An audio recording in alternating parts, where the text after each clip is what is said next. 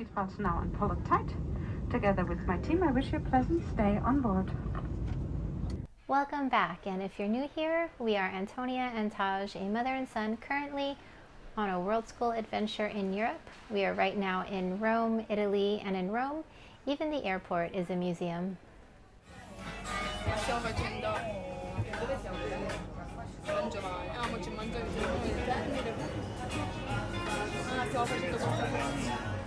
Rome holds a special place in my heart because it's the first place I landed on a backpacking trip to Europe 20 years ago. There's a lot to see and we're going to see it all really quickly, so here we go, with the first one being the beautiful Spanish Steps. They are considered the widest and longest staircase in Europe, and despite its name, they were actually commissioned by the French. The next thing we saw, which was just a few steps away, was the Trevi Fountain. This impressive masterpiece is 85 feet high and about 160 feet wide, and it took about 30 years to complete. What do you think? It's cool. It's cool. As you can see, this teenager was not that impressed with the sights of Rome. Plus, the crowds were pretty massive, as to be expected. Nevertheless, we headed on to the next thing, which for me is one of my favorites, gelato. I was so happy to find vegan gelato. This flavor is limoncello. The next stop is the Pantheon. This is the best preserved building from ancient Rome. It has been standing for nearly 2,000 years. No one is completely sure what the original purpose of the building was, but one can imagine what it used to look like, filled with beautiful statues, and the interior of the dome was lined with bronze. This has got to be impressive. I mean, come on. The next stop on our self-guided walking tour is the monument to Vittorio Emanuele II, the first king of Italy. It was inaugurated in 1911, and it is a symbol of the nation and its democratic and European values.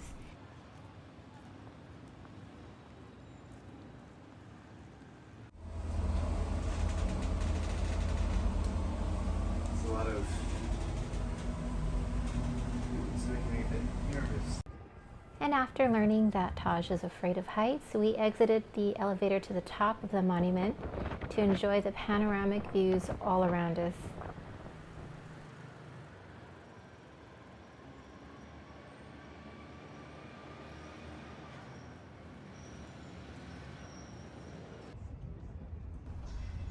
The next stop was supposed to be the Coliseum, but I forgot to buy tickets, so here's what it looks like on the outside. After all of the sightseeing, we were pretty hungry, so we were lucky to find this restaurant that had a ton of really good vegan options. For starters, we had the artichoke carpaccio. I'm not sure what I was expecting this to taste like, but it was actually pretty good. I had the vegan carbonara, and Taj had a pizza with artichokes, olives, and mushrooms.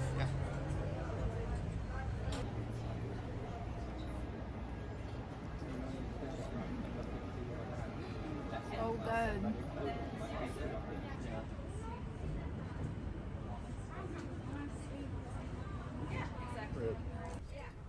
I used to think that vegans ate only lettuce and carrots, but I think a cool thing about this journey is that we're able to show you that you can get really great vegan food pretty much anywhere. Is it good? I ate it in one bite. I don't know if I was supposed to eat it in one bite, but I did. Oh my gosh, it's like a cookie. Oh my gosh.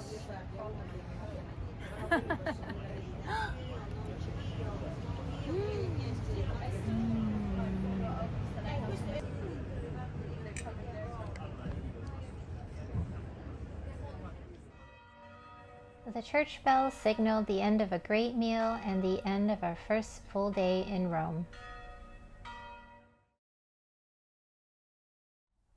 The next day started with a trip to the Vatican Museum, and the first stop is the Egyptian exhibit. This is one of my favorites, even though I have to admit the mummies are a little bit creepy. The cool thing about this self-guided tour is they give you a radio, and that little red dot on the statue has a number. When you enter that into the little radio phone that they give you, it tells you the history of what you're looking at.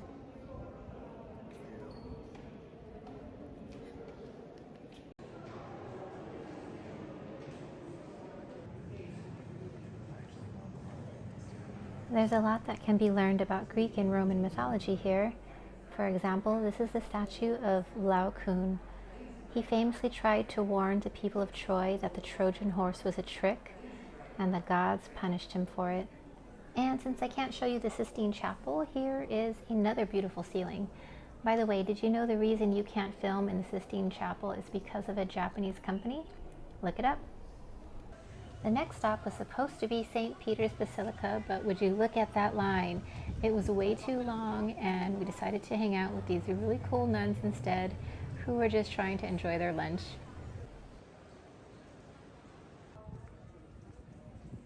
We headed back to our apartment, and how about a quick tour? We found this place on a site called vegvisits.com. It's a vegan Airbnb, and it was the best deal in all of Rome.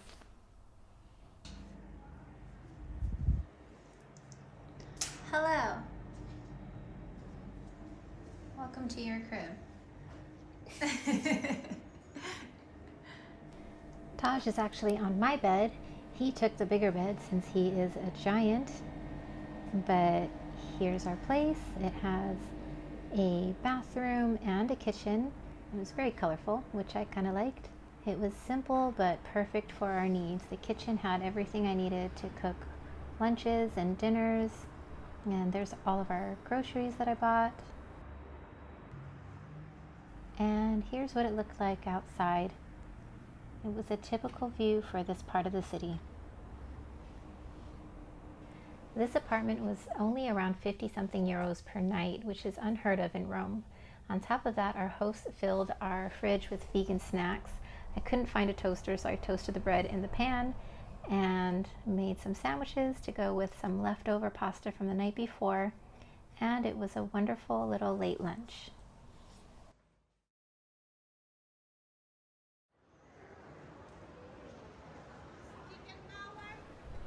The next day, we took a guided tour to the Amalfi Coast.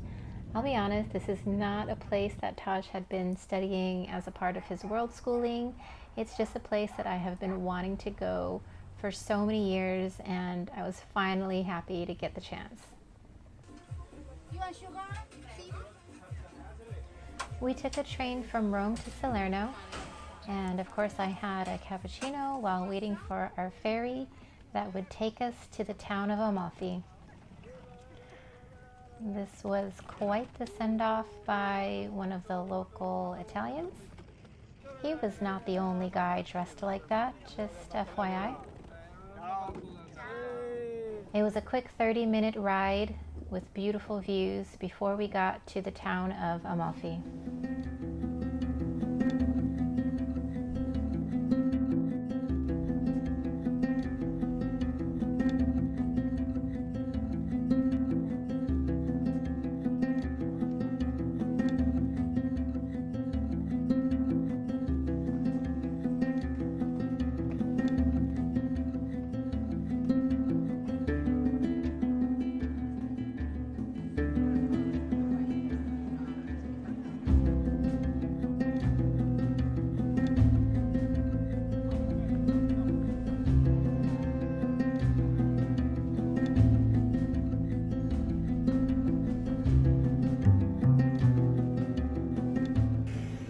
We spent about an hour exploring the town before it was time to get back on the ferry for another 30-minute ride to the town of Positano.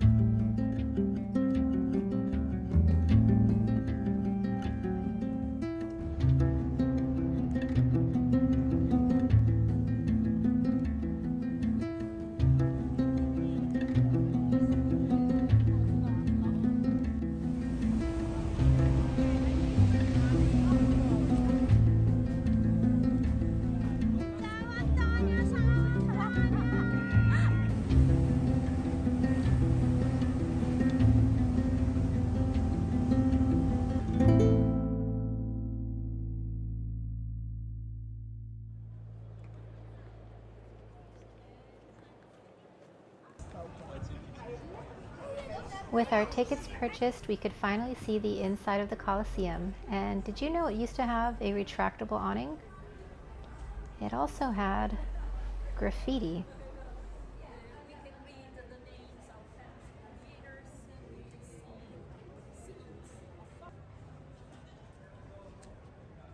Their graffiti was much nicer than our graffiti. The holes on the walls show where marble used to be attached.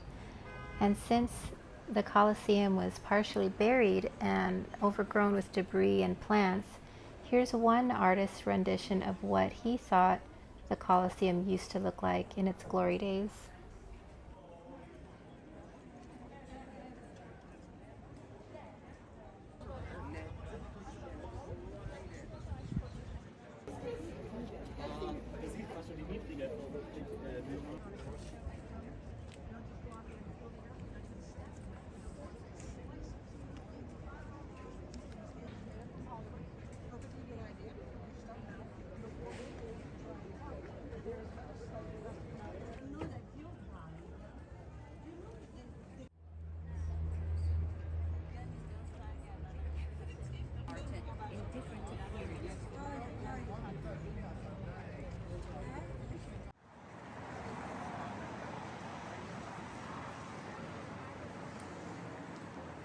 According to legend, the Palatine Hill is where the twins Remus and Romulus were raised by a she-wolf. Later, it became the home of wealthy people, and it was where the first emperor of the Roman Empire, Augustus, was born in 63 BC.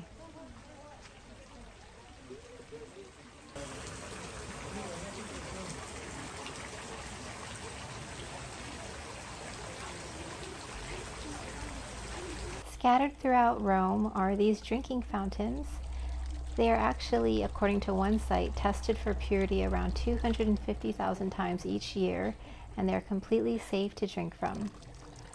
Taj did not believe me. Go for it.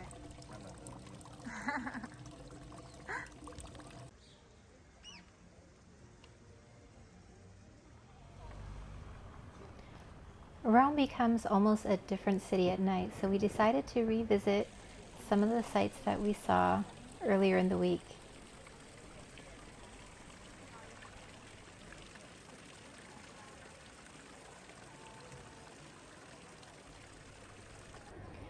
We also decided to just follow the crowds and see where it would take us.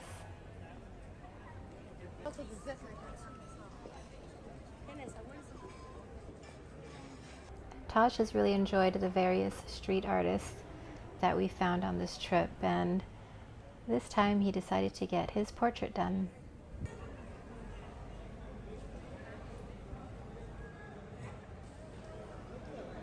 And while he may not have enjoyed every minute of it, I know he learned a lot during this trip. This evening was a wonderful end to our week in Rome.